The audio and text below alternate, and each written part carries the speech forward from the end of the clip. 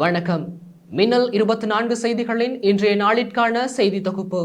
செய்தி ஆசிரியர் சபீனா சோமசுந்தரம். செய்திகளோடு இணைந்திருக்கும் நான் கிருஷ்ணமூர்த்தி ரதுஜன். முதலில் தலைப்புச் செய்திகள். ஜனாதிபதி தேர்தலுக்கு முன்னதாக பொது தேர்தலை நடத்துவதற்கு வாய்ப்பு. நிலவும் சீரற்ற காலநிலை காரணமாக ஆறுகளின் நீர்மட்டம் அதிகரிப்பு. ஹெலிகாப்டர் விபத்துக்குள்ளானதில் ஈரான் நாட்டு ஜனாதிபதி இப்ராஹிம் ரைசி உயிரிழப்பு.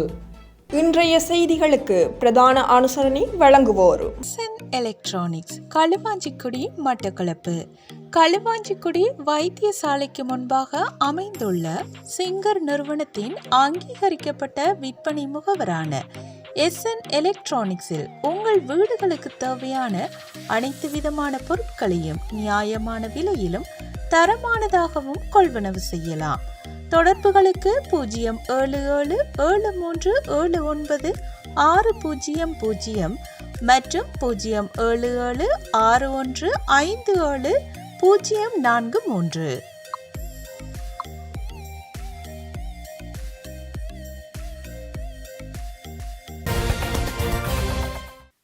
தொடர்வது விரிவான செய்திகள். ஜனாதிபதி தேர்தலுக்கு முன்னதாக பொது தேர்தலை நடத்துவதற்கு வாய்ப்பு உள்ளதாக தேர்தல்கள் ஆணைக்குழு தெரிவித்துள்ளது. விசேட நேர்காணல் ஒன்றின் போது தேர்தல்கள் ஆணைக்குழுவின் ஆணையாளர் நாயகம் சமன் ஸ்ரீ ரத்நாயக்க இந்த விடயத்தை தெரிவித்துள்ளார். எதிர்வரும் ஜூன் மாதம் 16ஆம் தேதிக்கு பின்னர் ஜனாதிபதி தேர்தலுக்கான வேட்புமனு கோரப்படும் என அவர் இதன் போது சுட்டிக்காட்டியுள்ளார். அதற்கு முன்னதாக ஜனாதிபதியினால் நாடாளுமன்றம் கலைக்கப்பட்டால் ஜனாதிபதி தேர்தலுக்கு முன்னர் பொது தேர்தலை நடத்த முடியும் எனவும் அவர் கூறியுள்ளார்.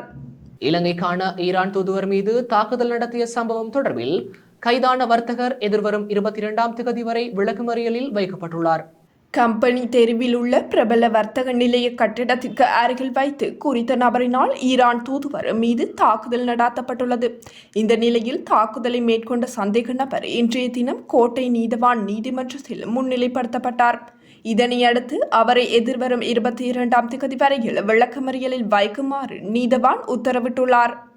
நிலவும் சீரற்ற காலநிலை காரணமாக ஆறுகளின் நீர்மட்டம் அதிகரித்துள்ளதாக நீர்ப்பாசன திணைக்களம் தெரிவித்துள்ளது. நீர்ப்பாசன திணைக்களம் வெளியிட்டுள்ள புதுப்பிக்கப்பட்ட அறிக்கையிலேயே இந்த விடயம் தெரிவிக்கப்பட்டுள்ளது. இதன்படி அத்தனுகால ஓயா, கழுகங்கை ஆகியவற்றின் நீர்மட்டம் அதிகரித்து வருவதாக குறிப்பிடப்பட்டுள்ளது. இதன் காரணமாக குறித்த நீர்நிலைகளை அண்டிய தாழ்நில பிரதேசங்களில் வாழும் மக்கள் வெள்ளம் குறித்து அவதானத்துடன் செயற்படுமாறு எச்சரிக்கப்பட்டுள்ளனர். வெசாக் பண்டிகையை முன்னிட்டு நாடளாவிய ரீதியில் அனைத்து மதுபான சாலைகளும் இம்மாதம் 23 மற்றும் 24ஆம் தேதிகளில் மூடப்படும் என மதுவரி திணைக்களம் அறிவித்துள்ளது. அதே நேரம் மாத்தளை நகர எல்லைக்கு உட்பட்ட அனைத்து உரிமம் பெற்ற மதுபான சாலைகளும் நாளை செவ்வாய்க்கிழமை மற்றும் நாளை மறுதினம் புதன்கிழமை மூடப்படும் எனவும் அறிவிக்கப்பட்டுள்ளது. பல்கலைக்கழக கல்விசாரா ஊழியர்களின் தொழிற்சங்க போராட்டத்தினால் பல்கலைக்கழகங்களுக்கு புதிய மாணவர்களை அனுமதிப்பதில் சிக்கல் நிலை உருவாகியுள்ளதாக தகவல்கள் வெளியாகியுள்ளன. கல்வி பொதுத்தராதர உயர்தர பரீட்சை பெறுபவர்கள் இன்னும் 2 வார காலப்பகுதியினுள் வெளியிடப்படவுள்ள நிலையில் பல்கலைக்கழக அனுமதி குறித்து மாணவர் கையேடு இன்னமும் வெளியிடப்படவில்லை என தெரிவிக்கப்படுகின்றது. கையேட்டை வெளியிடாது மாணவர்களை அனுமதிப்பது குறித்து நடவடிக்கைகளை மேற்கொள்ள முடியாது என கூறப்படுகின்றது. அத்தோடு கையேட்டை அச்சிட்டு வெளியிடுவதற்கு குறைந்தபட்சம் 1 மாத கால அவகாசம் தேவை என குறிப்பிடப்படுகின்றது. மேலும் பல்வேறு கோரிக்கைகளை முன்வைத்து கல்விசாரா ஊழியர்களால் முன்னெடுக்கப்படும் இந்த போராட்டத்தினால் பல்கலைக்கழக மாணவர்களின் பரீட்சைகளும் ஒத்திவைக்கப்பட்டுள்ளமை குறிப்பிடத்தக்கது. யாழ்ப்பாணத்தில் தனது பிறந்த நாளன்று இராணுவ வாகனம் மோதி யுவதியொருவர் இன்று திங்கட்கிழமை உயிரிழந்துள்ளார். வாதரவத்தையைச் சேர்ந்த சுதாகரன் சாரோச்சா வயது 23 என்ற யுவதியை இவ்வாறு உயிரிழந்துள்ளார். புத்தூர் கனகம்புலியடி வீதியில் வீரவாணி சந்தியில் துவிச்சக்கர வண்டியில் குறித்த யுவதி சென்ற போதே விபத்து இடம்பெற்றுள்ளது. விபத்தில் காயமடைந்த யுவதி வைத்தியசாலைக்கு கொண்டு செல்லும் வழியிலேயே உயிரிழந்துள்ளார். யுவதியின் சடலம் அச்சுவேலி பிரதேச வைத்தியசாலையில் வைக்கப்பட்டுள்ளது. விபத்து தொடர்பாக இராணுவத்தினரிடம் அச்சுவேலி போலீசார் மேலதிக விசாரணைகளை மேற்கொண்டு வருகின்றனர். நாட்டில் 1 கிலோ பெரிய வெங்காயத்தின் மொத்த விலை 50 ரூபாவினால் குறைந்தமையினால் வெங்காய இறக்குமதியாளர்கள் பெரும் சிரமத்திற்கு உள்ளாகியுள்ளதாக தெரிவிக்கப்படுகின்றது. பெரிய வெங்காயத்தின் ஏற்றுமதி வரம்பை இந்தியா நீக்கியதால் அதிக அளவில் பெரிய வெங்காயம் சந்தைக்கு வந்துள்ளதாக அத்தியாவசிய உணவுகள் இறக்குமதியாளர்கள் சங்கம் தெரிவித்துள்ளது. இலங்கை மத்திய வங்கி இன்று திங்கட்கிழமைக்கான நாணய மாற்று விகிதங்களை வெளியிட்டுள்ளது. அதன்படி அமெரிக்க டாலர் ஒன்றின் கொள்முதல் பெறுமதி 294.92 ஆகவும் விற்பனை பெறுமதி 304.59 ஆகவும் பதிவாகியுள்ளது. இஸ்ரேலின் பவுன் ஒன்றின் கொள்முதல் பெறுமதி 373.54 விற்பனை பெறுமதி 388.29 பதிவாகியுள்ளது. யூரோ ஒன்றின் கொள்முதல் பெறுமதி 319.39 விற்பனை பெறுமதி 333.81 பதிவாகியுள்ளது. கனேடிய டாலர் ஒன்றின் கொள்முதல் பெறுமதி 215.45 விற்பனை பெறுமதி 225.8 பதிவாகியுள்ளது. ஆஸ்திரேலிய டாலர் ஒன்றின் கொள்முதல் பெறுமதி 195.65 விற்பனை பெறுமதி 205.85 பதிவாகியுள்ளது. சிங்கப்பூர் டாலர் ஒன்றின் கொள்முதல் பெறுமதி 217.51 விற்பனை பெறுமதி 228.2 பதிவாகியுள்ளது. இலங்கையில் இன்று திங்கட்கிழமை ஒரு பவுன் தங்கத்தின் விலையானது 2,06,350 ரூபாவாக விற்பனை செய்யப்படுகின்றது. அத்தோடு 22 கேரட் ஒரு பவுன் தங்கத்தின் விலை 1,89,200 ரூபாவாக காணப்படுகின்றது. மேலும் 21 கேரட் ஒரு பவுன் தங்கம் 1,80,600 ரூபாவாகவும் விற்பனை செய்யப்படுவதாக கொழும்பு செட்டியார் தெரு தகவல்கள் கூறுகின்றன. இதேவேளை தங்க நகைகளின் விலைகள் இந்த விலைகளில் இருந்து மாறுபடலாம் என்பதும் குறிப்பிடத்தக்கது. தொடர்வது வெளிநாட்டுச் செய்திகள். ஹெலிகாப்டர் விபத்துக்குள்ளானதில் ஈரான் நாட்டு ஜனாதிபதி இப்ராஹிம் ரைசி மற்றும் வெளிவிவகார அமைச்சர் ஆகியோர் உயிரிழந்துள்ளதாக அந்நாட்டு ஊடகமான மெகர் செய்தி சேவை இன்று திங்கட்கிழமை உறுதிப்படுத்தியுள்ளது. அசர்பைஜானில் அணி திறப்பு விழாவில் கலந்து கொண்ட இப்ராஹிம் ரைசி ஹெலிகாப்டர் மூலம் நேற்று ஞாயிற்றுக்கிழமை ஈரான் புறப்பட்டார். இந்நிலையில் கடுமையான பனிமூட்டத்தில் மலைப்பகுதியை கடக்கும் போது கிழக்கு அசர்பைஜான் மாகாணத்தில் உள்ள வர்சேகான் மற்றும் ஜோல்பான் நகரங்களுக்கு இடையில் அமைந்துள்ள டிஸ்மார்க் காட்டில் ஹெலிகாப்டர் விபத்துக்குள்ளானது. விபத்தில் ஈரான் ஜனாதிபதி இப்ராஹிம் ரைசினுடன் ஹெலிகாப்டரில் பயணித்த வெளிவிவகார அமைச்சர் உசன் அமீர், கிழக்கு அசர்பைஜான் மாகாண ஆளுநர் மாலிக் ரஹ்மதி உட்பட 9 பேரும் உயிரிழந்துள்ளனர்.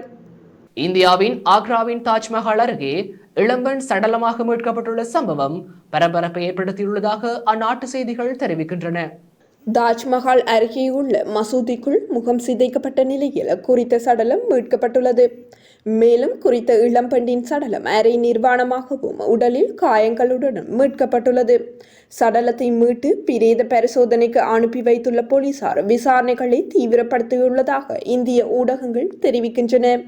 ஆப்கானிஸ்தானில் பெய்து வரும் கனமழையால் ஏற்பட்ட திடீர் வெள்ளப்பெருக்கு காரணமாக ஏற்கனவே நூற்றுக்கணக்கான மக்கள் உயிரிழந்த நிலையில் நாட்டின் வடக்கு பகுதியில் ஏற்பட்டுள்ள வெள்ளப்பெருக்கில் உயிரிழந்தோரின் எண்ணிக்கை 47 ஆக உயர்ந்துள்ளது. ஆப்கானிஸ்தானில் வழக்கத்திற்கு மாறாக கடுமையான பருவமழை பெய்து வருகின்றது. வடக்கு ஆப்கானிஸ்தானில் உள்ள ஃபர்வியாப் மாகாணத்தில் 18ஆம் தேதி பெய்த கனமழையால் அங்குள்ள 3 மாவட்டங்கள் கடுமையாக பாதிக்கப்பட்டது. இதனால் வீடுகள் மற்றும் விவசாய நிலங்கள் முற்றிலுமாக சேதமடைந்துள்ளதாக மாகாண தகவல் இயக்குனர் சம்சுதீன் முகமதி தெரிவித்துள்ளார்.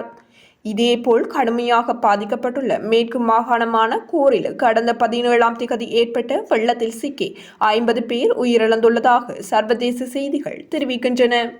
தொடர்வது விளையாட்டுச் செய்திகள். குவாஹட்டி பர்சாபரா கிரிக்கெட் விளையாட்டரங்கில் நேற்று ஞாயிற்றுக்கிழமை இரவு மின்னொளியில் நடைபெறவிருந்த 17வது இந்தியன் பிரீமியர் லீக் அத்தியாயத்திற்கான கொல்கத்தா நைட் ரைடர்ஸ் அணிக்கும் ராஜஸ்தான் ராயல்ஸ் அணிக்கும் இடையிலான கடைசி லீக் போட்டி மழையினால் கைவிடப்பட்டது. இதன் காரணமாக 2 அணிகளுக்கும் தலா 1 புள்ளி வழங்கப்பட்டது. இதற்கமைய அணிகள் நிலையில் கொல்கத்தா நைட் ரைடர்ஸ் 20 புள்ளிகளுடன் முதலிடத்தை தக்க வைத்துக் கொண்டது. பஞ்சாப் கிங்ஸை வெற்றி கொண்ட சன்ரைஸ் ஹைதராபாத் 17 புள்ளிகளுடன் 2ஆம் இடத்திற்கு முன்னேறியது. ராஜஸ்தான் ராயல்ஸும் 17 புள்ளிகளை பெற்றுள்ள போதிலும் நிகர ஓட்ட வேக அடிப்படையில் 3ஆம் இடத்தை பெற்றுக்கொண்டது. சென்னை சூப்பர் கிங்ஸை சனிக்கிழமை வெளியேற்றிய ராஜஸ்தான் ராயல்ஸ் பெங்களூரு 14 புள்ளிகளுடன் 4ஆம் இடத்தை பெற்றுக்கொண்டது. இதன் பிரகாரம் முதலாவது தகுதிகாண் போட்டியில் கொல்கத்தா நைட் ரைடர்ஸும் சன்ரைஸ் ஹைதராபாத்தும் எதிர்வரும் 21ஆம் திகதியும், நிக்கல் போட்டியில் ராஜஸ்தான் ராயல்ஸும் ராயல் சேலஞ்சர்ஸ் பெங்களூரும் 22ஆம் திகதியும் மோதவுள்ளன. இந்த 2 போட்டிகளும் அகமதாபாத்தில் நடைபெறவுள்ளது. 2024ஆம் ஆண்டிற்கான லங்கா பிரீமியர் லீக் 20-20 தொடரின் வீரர்களின் ஏலம் நாளை செவ்வாய்க்கிழமை இடம்பெறவுள்ளது. கொழும்பில் உள்ள நட்சத்திர விருந்தகம் ஒன்றில் குறித்த ஏலம் நாளை நண்பகல் 12 மணியளவில் இடம்பெறவுள்ளது. குறித்த ஏலத்தில் 420 பேர் பங்கேற்கவுள்ளதாக ஸ்ரீலங்கா கிரிக்கெட் அறிவித்துள்ளது. இந்த ஏலத்தில் 154 இலங்கை வீரர்களுடன் 266 வெளிநாட்டு வீரர்களின் பெயர்கள் பரிந்துரைக்கப்பட்டுள்ளன. இந்த ஆண்டிற்கான லங்கா பிரீமியர் லீக் தொடருக்கான ஏலத்திற்கு 600க்கும் அதிகமான வெளிநாட்டு வீரர்களின் பெயர்கள் பதிவு செய்யப்பட்டிருந்த போதிலும் 266 வீரர்களே தெரிவு செய்யப்பட்டுள்ளதாக தொடரின் பணிப்பாளர் சமந்த தொடங்கவெல்ல தெரிவித்துள்ளார். இத்துடன் இன்றைய நாளிற்கான நமது செய்தி தொகுப்பு நிறைவடைகின்றது.